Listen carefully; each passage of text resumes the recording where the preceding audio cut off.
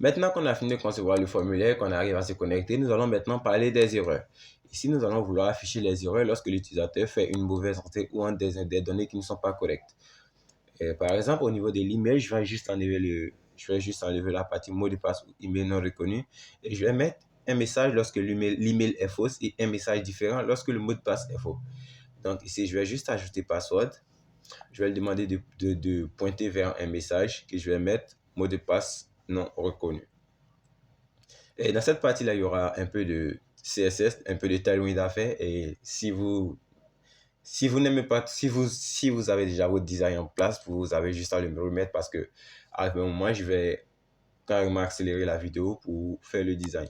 L'objectif de cette mini-série, c'est de vous apprendre à concevoir une application. Donc, côté design, pas trop. Donc, pour cela, on retourne au niveau de welcome et on va juste ouvrir une variable erreur qui permet d'afficher les erreurs, qui vérifie s'il existe une erreur. Et ici, on va faire un arrobas error de email et password. On va lui demander de vérifier s'il existe une erreur pour le mot de passe ou pour l'email.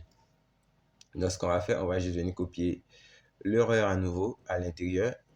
Et ici, supprimer le erreur test pour lui demander d'afficher le message d'erreur que nous avons défini au niveau du contrôleur. Donc, les messages sont les suivants, email non reconnu et mot de passe non reconnu. Donc, si je fais ça et que j'actualise, je vois que j'ai un syntax in spelling end of file. J'ai une variable qui n'est pas bien fermée. Je pense, est-ce que non, non, non, non, non, non. Je ne pense pas que le premier soit au niveau du password. Je pense qu'il y a une variable qui n'est pas bien fermée. Quelle variable? Qu'est-ce que je viens d'ajouter? Non, ce n'est pas lui. Là, ça doit rester message. Là, c'est normal. Voyons, voyons si je fais un save. Ah, là, je l'ai en double, donc je supprime. Et après ça, je vois que oui, voilà. J'avais supprimé le N error par erreur. J'ai supprimé l'erreur par erreur. Et là, maintenant, si j'actualise et que je reviens, je vais juste cliquer sur me connecter. Et là, je n'ai aucun message d'erreur. Je devais avoir bien un email ou mot de passe non reconnu. On va voir si j'ai des informations normales. Et là, il me dit aucune connexion n'a pu être établie car l'ordinateur cible. Voilà, je n'ai pas lancé exemple, donc je vais le faire rapidement. Et une fois que l'exemple est lancé, je vais venir et reprendre. Je vais actualiser encore la page. Je vais entrer une email au hasard et un mot de passe au hasard. Et si je clique me connecter, il devait m'afficher des erreurs, mais il ne le fait pas. Ça doit être au niveau du code. Oui, peut-être qu'il ne supporte pas le ou, le email ou.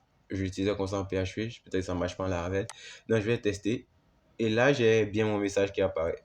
Ah oui, il ne supportait pas la barre qui représente le ou en programmation. Donc, pour ce faire, pour afficher les deux erreurs, je vais juste dupliquer le code.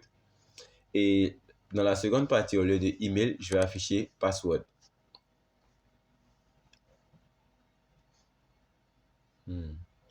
Et ici, je vais un peu styliser. Je vais juste retirer. Je vais enlever le bordure. Qu'est-ce que j'essaie d'écrire? Quel design je vais essayer d'écrire? Je vais enlever les bordures et mettre un arrière-plan de rouge. Et un beige red, ici, je vais le mettre à 200. Et voir ce que ça va donner.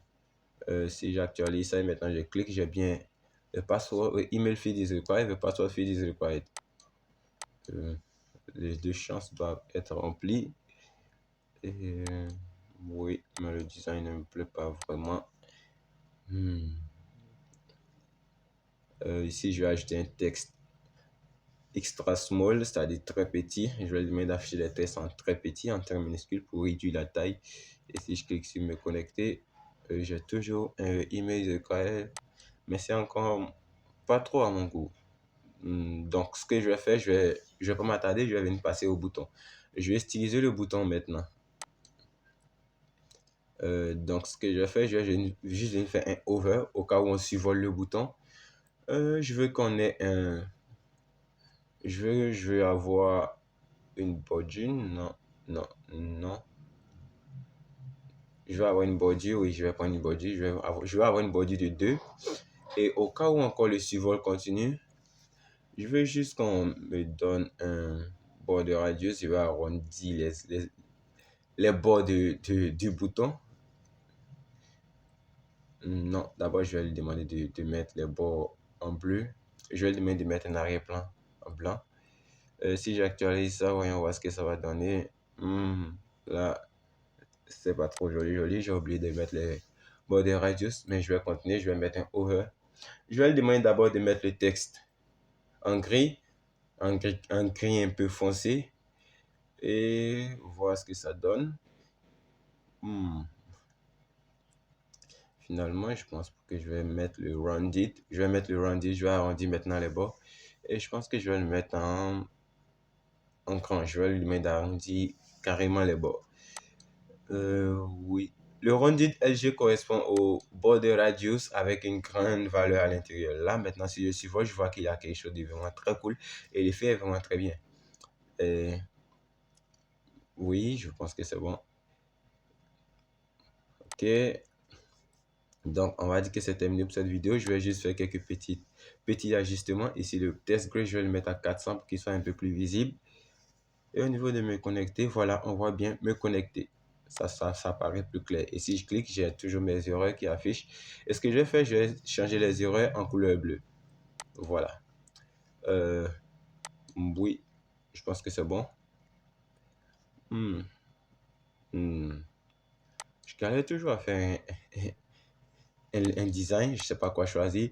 Mais je vais essayer de me connecter pour voir ce que ça va donner. Et on va partir pour la prochaine vidéo. Et là, si on se connecte normalement, on doit tomber sur cette page. Merci et dans la